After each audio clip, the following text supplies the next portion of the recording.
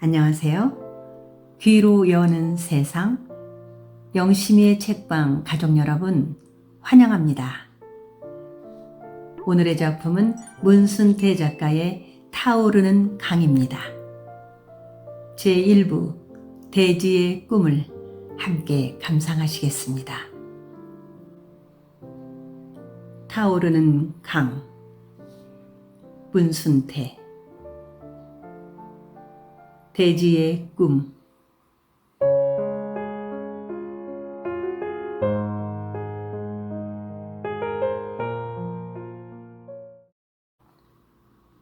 새끼네 쪽 강변 둔덕에 여러 개의 횃불이 강무리로 출렁거려 보였다. 횃불의 밝은 불빛이 송곳처럼 날카롭게 그의 뇌리에 찍혀왔다. 횃불을 보자 어둠에 대한 두려움이 조금은 수그러지는 듯 싶었다. 내가 잠들지 않게 아무 얘기나 좀 해. 노래를 부르든지. 대부리가 큰 소리로 명령하듯 말했다. 그러나 필순이는 이야기도 노래도 하지 않았다. 이야기를 해주라니까. 잠들면 나 죽어. 대부리는 울부짖고 있었다. 필순이는 이야기 대신 엉엉 소리내어 울어버렸다.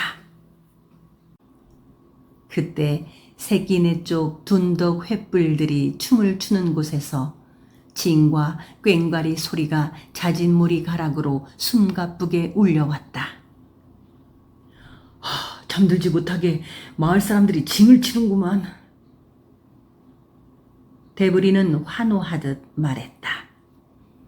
대부리가 노루묵에 살 때도 큰 비가 오는 밤에는 마을 사람들이 강가에 나가서 밤새도록 징과 꽹과리를 두들겼다.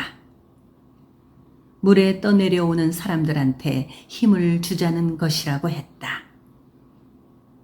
대부리는 새끼네 사람들이 휘몰이 잦은 머리가락으로 두들겨 패는 징 꽹과리 소리에 가까스로 소나기보다 더 무섭게 쏟아지는 졸음을 붙들어 맬 수가 있었다.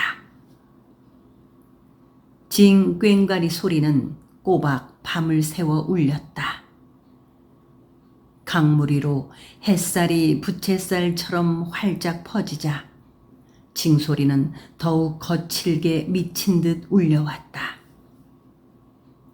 대부리와 필순이는 꽉 부둥켜 안은 채 징 꽹과리 소리와 함께 울부짖으며 겨울보다 더 긴 밤을 꼬박 뜬 눈으로 세웠다. 햇빛에 비친 필순이의 얼굴은 밭꽃보다 더 하얗고 창백했다. 하룻밤이 지나자 몰라보게 강물이 빠졌다. 가지들만 물 위로 솟아오른 팽나무가 커다란 등치를 드러내고 있었다. 해가 떠오르고 물살이 잠들기 시작하자 웅보가 나룻배를 빌려 타고 와서 대부리와 필순이를 싣고 새끼네 쪽으로 갔다. 대부리를 배에 실은 웅보가 큰 소리로 무엇인가 자꾸 물었지만 대부리는 하악골이 굳어버려 아무 말도 할 수가 없었다. 그의 몸이 천길 물속으로 깊숙이 가라앉고 있는 것만 같았다. 부축을 받고 배에서 내린 대부리는 얼핏 아버지 등에 업힌 필순이를 보았다. 필순이의 헝클어진 검은 댕기머리에 푸른 보랏빛의 물달개비꽃 이파리가 붙어 햇빛에 반짝였다. 필순이는 아버지의 등짝에 얼굴을 꿍겨박은 채 눈짓 한 번 없이 가버렸다. 대부리는 어쩐지 필순이가 죽을 것 같은 느낌이 들어 기분이 울적했다. 온몸이 쑤시고 몸이 펄펄 끓는 혼미한 정신 속에서도 필순이의 검은 머리에 붙어 햇빛에 반짝이는 푸른 보랏빛의 한 송이 물달개비 꽃이 자꾸만 눈에 선하게 밟혀왔다. 대부리가 사흘 동안 헛소리까지 하며 앓다가 불돌 같은 열이 내려 몸을 털고 주막에 바람을 쏘이려 나왔을 때 필순이가 죽었다는 말을 들었다. 대부리는 그 길로 그들이 한데 엉켜 하룻밤을 세웠던 강변으로 나갔다. 아직도 팽나무는 강물 한가운데 처참한 몰골로 벌렁 드러누워 있었다. 대부리는 어둠이 팽나무를 삼켜버릴 때까지 강변에 그대로 앉아 있었다. 어둠 속에서 필순이의 얼굴이 달덩이처럼 커다랗게 떠올랐다. 그녀는 푸른 보랏빛에 물달개비 꽃을 꽂고 있었다. 대부리는 미친 듯 필순이의 이름을 불렀다. 웅보가 횃불을 들고 그를 찾아 나오지 않았던들 필순이의 얼굴을 따라 강물 속으로 뛰어들었을지도 몰랐다. 대부리는 다시 알아눕고 말았다.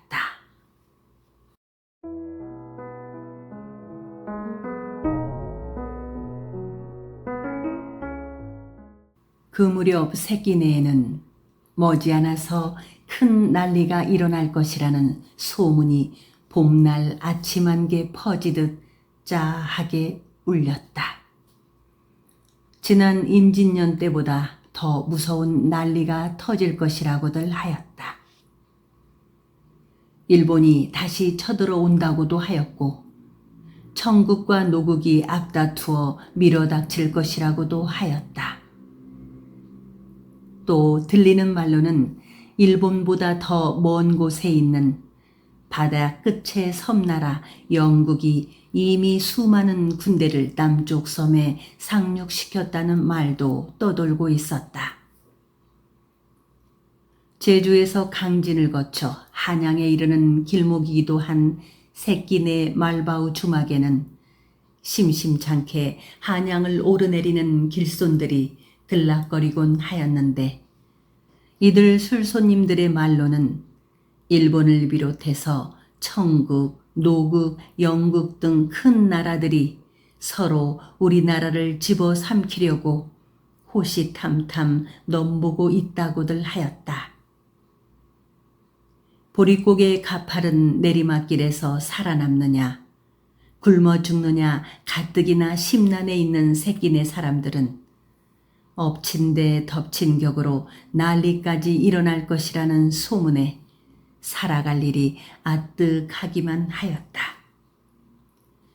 치미를 우리가 발붙일 땅도 없는디 타국놈들까지 우리 땅을 욕심낸다면 우리는 하늘로 올라가서 살아야겠구만 그려. 나라님 힘이 약한 탓이여. 나라님이 잘하면 타국놈들이 감히 남의 나라를 넘볼 수 있간디? 그렇다면 나라님이 타국놈들한테 땅을 넘겨준다 이거요? 어저께 한양서 내려온다는 선민님 말로는 영국인가 하는 나라에서 우리 땅을 팔으라고 한다잖아. 이 땅덩어리가 어디 나라님 것인가? 나라님은 한번 없어지면 그만이지만 이 땅덩어리는 하늘하고 땅하고 맷돌질 하기 전에는 언제까지나 백성들 것인게요. 백성들 것 좋아하네. 양반들 것이지 어디가 백성들 거여? 그래, 자네 땅이 한 뼘이라도 있는가? 새끼네 사람들은 말바우 주막 오둑나무 그늘에 모여 앉아 애기 똥풀처럼 누렇게 뜬 얼굴에 한 줄기 가냘픈 핏기를 떠올리며 흥분들을 하였다. 얼굴이 밀가루를 뒤발지른 모양 흐옇고 코가 칼자루만큼 큰 서양 사람들은 아이들을 보는 족족 잡아서 불알을 까먹는다는디. 요번 난리에는 사내 아이들 단속을 잘해야겠어. 잠자코 듣고만 있던 판쇠가 한마디 했다. 아까운 씨망태 불알을 왜 까먹어? 아이들 똥이 정력을 발끈하게 일으키댔기. 애들 불알을 묵으면 가운데 딸이 힘이 엄청 세진담시로. 사람이 아니라 짐승들이구만. 하기야 그 무렵 서양 사람들이 아이를 잡아먹는다는 소문이 심심찮게 나돌았다. 그 때문에 형조에서는 근래 민가에서는 실화 사건이 번번이 일어나고 있다. 아이를 꿰어가는 사람을 잡으면 상금 100냥을 주겠으며 쓸데없는 소리를 하여 인심을 흉흉하게 하거나 소란을 피우면 엄중 처단한다. 고 하는 방까지 붙였다. 아이고, 세상이 뒤숭숭한 건 나라님이 시원찮은 탓이여. 김치근의 말에 새끼네 사람들은 행여 그 말을 새가 듣기라도 했으면 어쩌나 하는 얼굴로 두리번거렸다. 왜? 내가 빈말했나? 벼슬을 돈으로 사는 세상인디. 김치근은 새끼네 사람들과는 달리 두려워하지 않고 목소리를 꺽꺽 꺾어가며 큰 소리로 떠들어댔다. 하기야 김치근의 말이 하나도 틀린 데가 없었다. 세상에는 돈을 주고 벼슬을 샀다는 사람들의 이름이 공공연하게 입에 오르내렸으니 말이다. 정순원은 20만 냥을, 남구희는 10만 냥을 주고 각각 집각 벼슬을 샀으며 이용직은 100냥을 바치고 경상감사가 되었다고 하였다. 지방수령 진장이나 도사, 감역, 참봉, 감찰은 2, 3만 냥이면 살 수 있다고들 하였다. 또한 들리는 이야기로는 정순묵은 중전이 한감이 들었을 때 시령탕 2첩을 바쳐 낫게 한 덕으로 영평 군수가 되었다고 하였다. 이 때문에 양반네들은 벼슬을 살 돈을 모으기 위해 애잔한 소작인들에게 태과한 도지세를 거두어 갔으며 이렇게 하여 벼슬을 산 그들은 그 미천을 뽑으려고 발버둥 쳤다. 이렇게들 돈으로 벼슬을 사거나 권세에 아부하여 높은 자리에 오른 벼슬아치들은 외직에 나가 행패를 일삼았다. 이들은 갖가지 명목을 내세워 수탈의 손길을 뻗쳤다.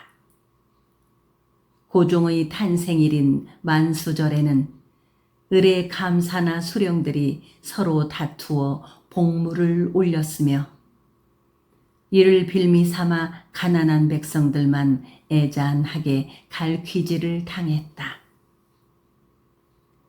고종 24년 정해 7월 만수절 때 전라감사 김규홍이 올린 복물을 보면 봄철에 입는 명주가 500필에 생사로 짠 갑사 500필, 백동 5호, 바리가 50개나 되었는데 이 같은 진상품을 받은 고종 임금은 김규홍은 내가 아낄 것이로다 하면서 만족해 하였으며 일본 비단 50필과 황저포 50필을 진상한 경상감사 김명진에 대해서는 진상 목록을 용상 밑으로 집어던지며 번신의 예가 이같이 합당치 않단 말이냐 하고 진노했다고 하였다.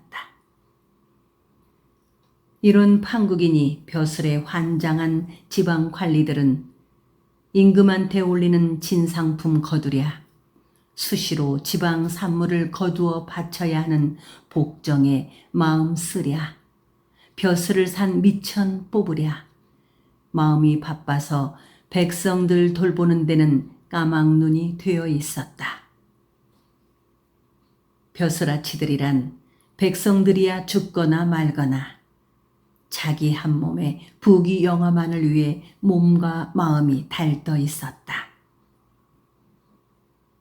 돈을 바치고 경상감사가 된 이용직은 거처하는 집이 궁성과 같았고 첩을 10명씩이나 거느리고 사욕을 채우는 데 나난을 보낸 탓으로 부임한 지 1년도 못 되어 경상가명의 재정이 바닥나고 말았다.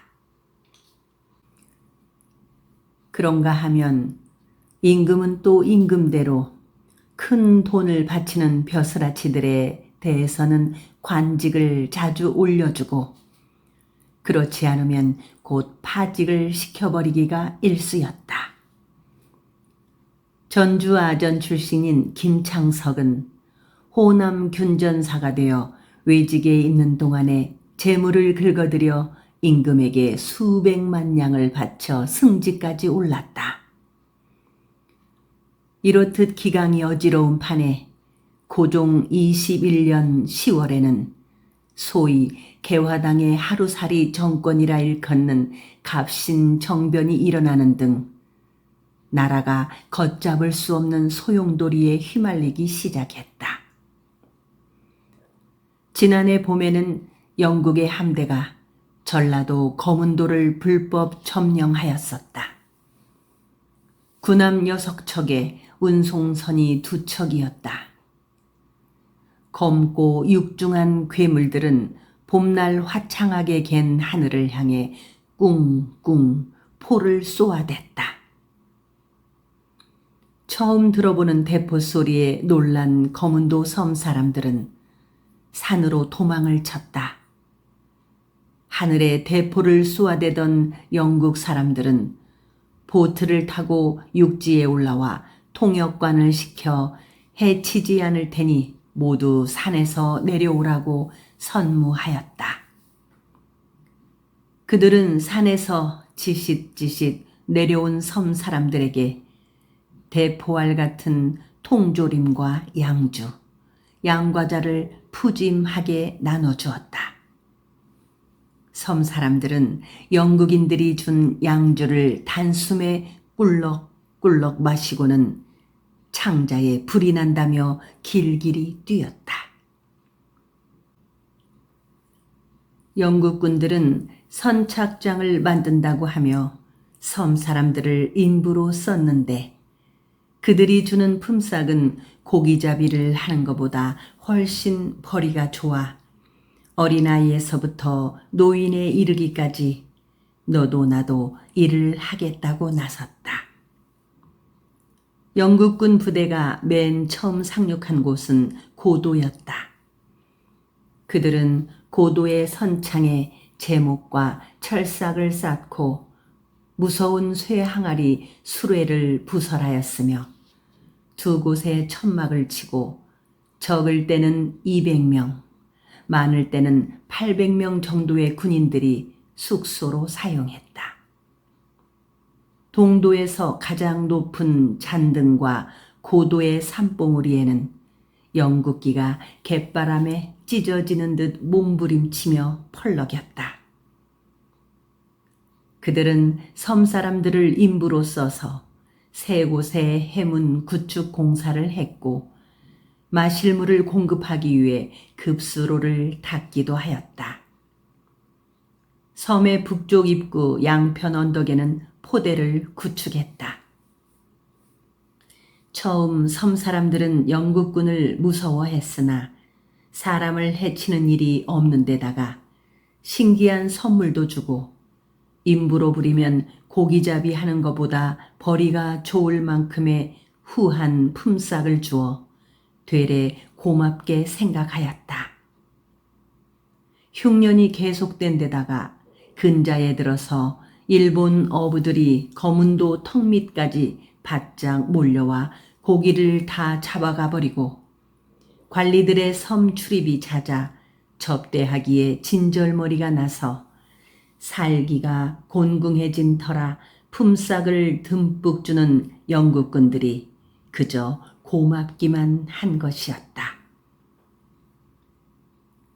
영국군들은 병든 환자를 정성껏 치료해 주는가 하면 헐벗고 굶주린 섬 사람들에게 옷과 먹을 것을 주어 환심을 사려고도 하였다. 때로는 섬 사람들을 군함에 데리고 가서 활동사진이라는 진기한 것을 보여주기도 하였다. 배 안에 들어가 보면 처음 보는 신기한 물건들이 많았다. 그러나 섬 사람들은 아무도 영국군의 물건을 훔치지 않았다. 영국군들 중에서 섬 사람들의 물건을 훔쳤을 때는 영국군 측에서 변상하고 영국군의 물건을 섬 사람이 훔쳤을 때는 섬 사람들이 공동 책임으로 찾아내야 하며 그러지 않을 때는 영국군이 섬 사람의 가택을 수색할 수 있도록 서로 약정을 해놓았다. 그들은 섬 사람들을 만나면 반드시 모자를 벗고 정중하게 인사를 하였다. 그러나 영국이 거문도를 점령하고 섬 사람들한테 환심을 사려고 한 것은 다 속셈이 있어서였다. 영국의 거문도 점령은 영국이 한반도 내에서 노국 세력을 견제하기 위한 것이었다. 조선과 통상 조약을 맺은 노국은 한양에 주재하게 된 공사 웨베르를 통해 조선 정부 내의 친노 세력을 심기에 혈안이 되었으며 오랫동안 청나라의 지나친 간섭에 시달린 조선 조정은 노국의 힘을 빌려 은근히 청나라에 대항해 보려고 하였던 것이다. 영국 함대가 거문도를 점령하자 노국은 영국의 처사에 항의하고 영국군이 거문도에서 철수하지 않으면 노국도 조선 영토를 점령하겠다고 위협했다. 영국군은 쉽사리 거문도에서 철수하려 들지 않았다. 노국의 세력을 견제하기 위해 조선의 진출을 목표로 끈질긴 정책을 펴온 외무 대신 커전은 이미 거문도를 점령하기 2년 전 한영 수호 교섭 무렵에 거문도의 조차를 정식으로 제의한 일도 있었다. 커전 외무대신은 한반도는 천혜의 아름다운 나라로 타국의 소유에 맡겨버릴 수가 없고 대영 저국을 위하여 일대 무역시장이 될 만한 중요한 지역이며 큰 함대를 정박시킬 수 있는 많은 항만을 가지고 있고 개발되지 않은 막대한 부원을 소유한 나라인 만큼 정치상으로나 상업상으로나 노국의 방해에 당하면서까지 좌시할 수 없는 일이라고 빳빳하게 나섰다. 노국의 강력한 철수 요구를 받은 영국은 조선 정부와 직접 교섭할 것을 결정하고 거문도를 5천 파운드에 팔 것을 제의해 왔으나 이건 역시 노국의 반대로 좌절되고 말았다. 이 무렵 조선 조정에서도 영국의 거문도 점령을 논박하였다. 본국은 이미 귀국을 비롯한 다른 나라와 더불어 상호무역을 위해 통상조약을 맺었다. 그 조약의 제1조에는 어떠한 사건이 발생할 때에는 최선을 다해 처리한다고 명기되어 있다.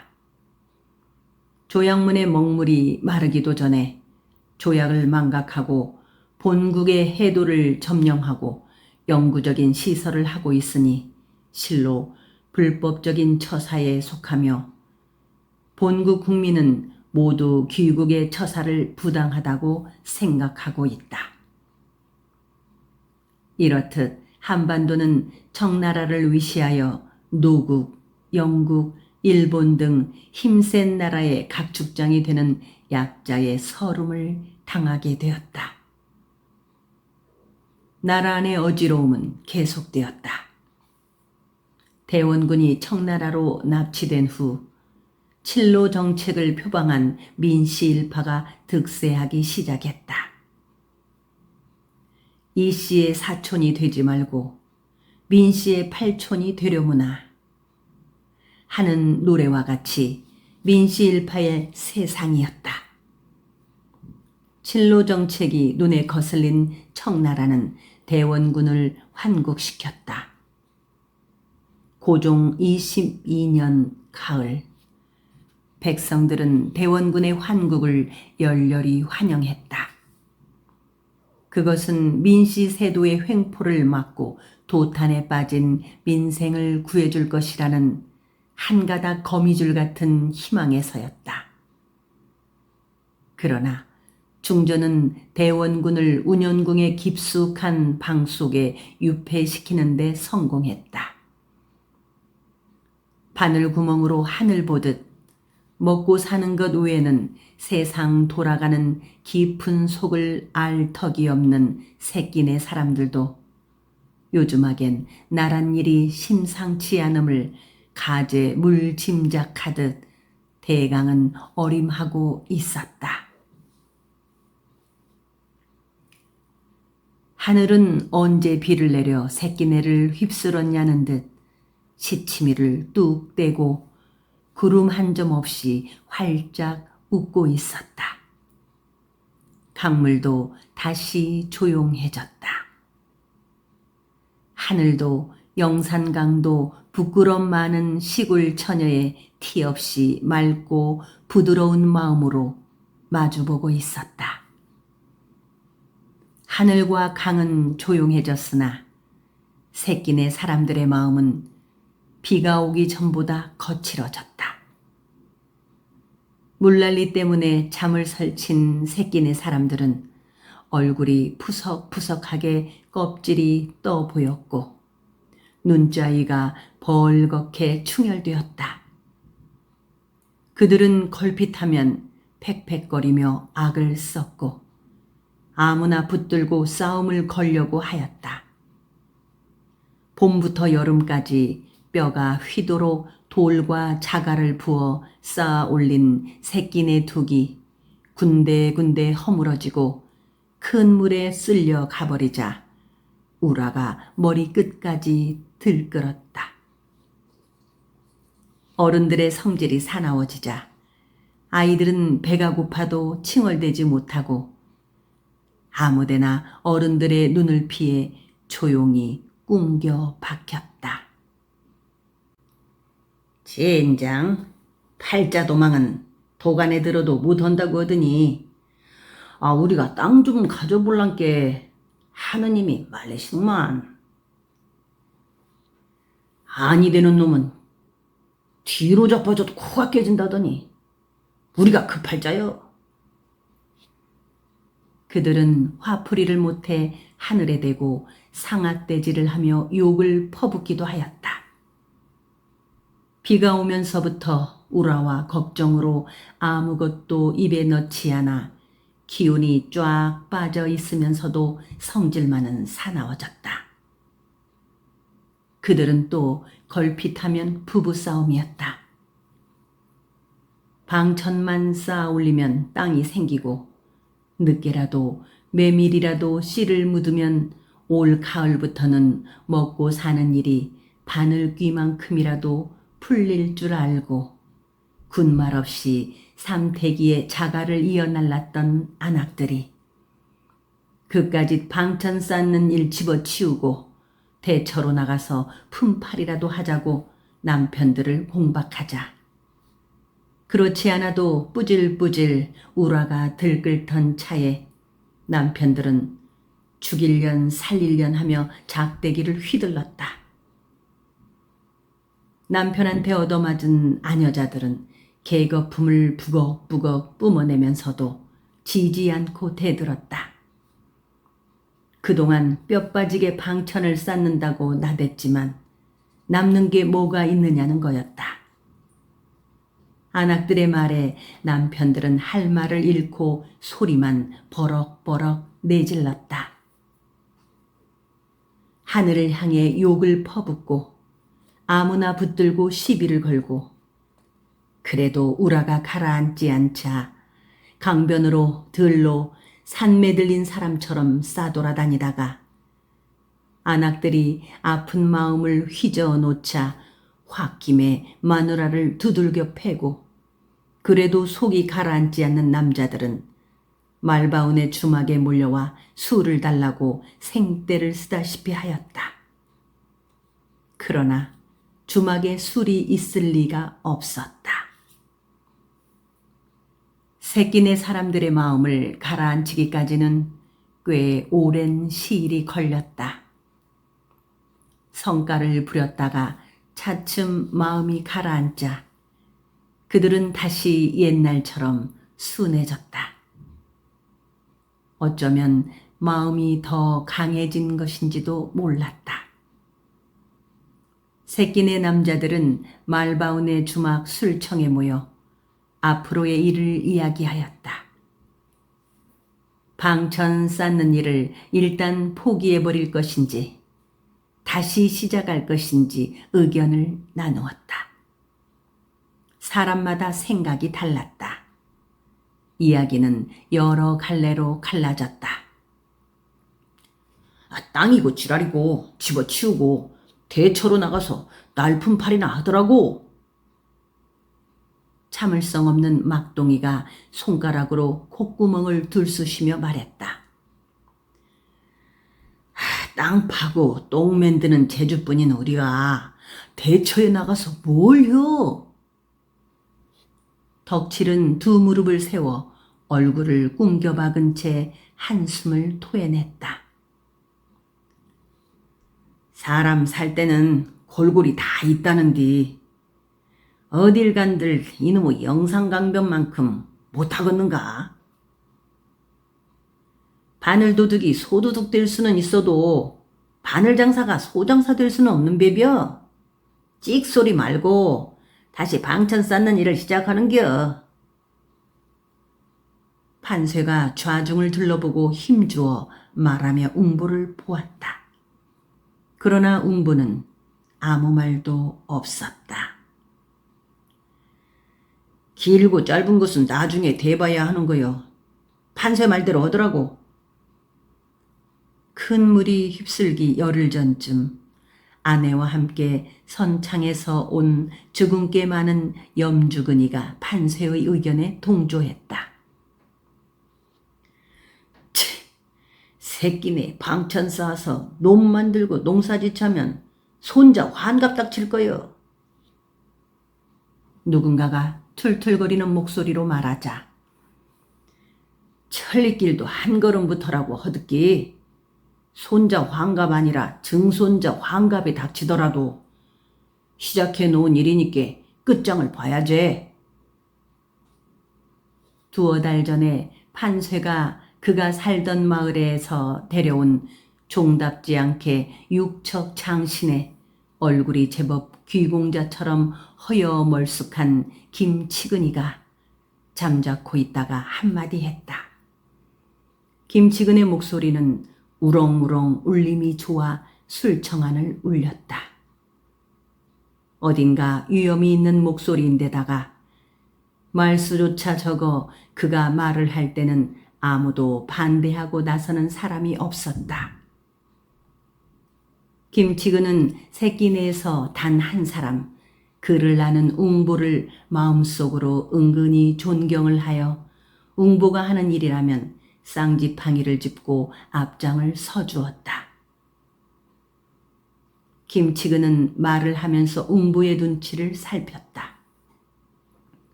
석자 배를 짜도 배틀 벌리기는 일반 아닌가? 그물이 청코면 걸릴 날이 있다고 하듯기 하늘이 이기나 사람이 이기나 한번 맞싸워 보는 거요. 우리가 하늘을 이기지 못하면 우리들 손자들의 손자들 때까지도 땅 한 뼘 갖지를 못할 거요. 판쇠가 맞장구를 치자 미친놈의 소리. 사람이 어떻게 하늘을 이겨? 하고 막동이가 팩 내질러 버렸다. 허허이, 하늘이 무섭다고 10년이고 100년이고 풍뎅이처럼 나뭇잎이나 뜯어먹고 살 거요? 김치근도 물러서지 않았다. 좌중에 잠시 새벽 영산강처럼 침묵이 흘렀다. 술청 밖에 아낙네들과 아이들이 여럿 있었으나 조용했다. 그들은 술청 안에 모인 남자들의 이야기가 어떻게 악휘짓게 될지 잠옷 궁금하여 마음을 바싹 죄고 있었다. 웅부 생각은 어떤가? 판쇠가 웅부를 보며 묻자 영감님, 생각을 말씀해 보시지요. 하고 웅부는 칠복이 영감 쪽으로 고개를 돌렸다. 칠복이 영감은 연장자답게 지금껏 여러 사람들의 이야기를 잠자코 귀담아 듣고 있는 듯 싶었다. 그는 삐역삐역 담뱃진 끓는 소리가 나게 답답한 듯 곰방대를 빨고 나서 좌중을 한번 무겁게 쓸어보았다. 천둥 번개가 칠 때는 천하 사람이 한마음 한뜻이라고 안 하든가. 이럴 때일수록 마음을 합해야 하네. 의논이 안 맞으면 부처도 안 군다고 하듯이 마음부터 합해놓고 일을 시작하기로 하세. 지금은 당장 여름철 살아넘기기가 걱정이니 어차피 올 가을 메밀씨를 뿌리기는 틀린 일이고 여름철을 살아넘기고 나서 가을에 다시 일을 시작하세. 옛말에 우물을 파도 한 우물을 파라고 했으니 우리 헤어지지 말고 찬바람 불 때 다시 시작하는 것이 좋겠네. 돌도 10년을 보고 있으면 구멍이 뚫린다고 안 하든가. 이날 회의는 칠복이 영감의 말대로 여름을 살아넘기고 나서 가을에 둑 쌓는 일을 다시 하기로 결정을 지었다. 둑 쌓는 일을 가을로 미룬 새끼네 사람들은 날마다 영산강에 나가서 고기를 잡아다 선창에 팔았다. 둑을 휩쓸어버린 원망스러운 영산강이기는 했지만 그 강이 아니었으면 벌써 굶어 죽었을지도 모르는 일이었다. 원한이 흐르는 영산강은 생명의 강이며 구원의 강이기도 하였다. 새끼네 사람들은 끓여 먹을 보리 한 톨 없이 강에 나가 고기를 잡아서 배를 채울 수가 있었다. 쌀분이와 주모도 아예 술청을 닫고 영산강에 나갔다.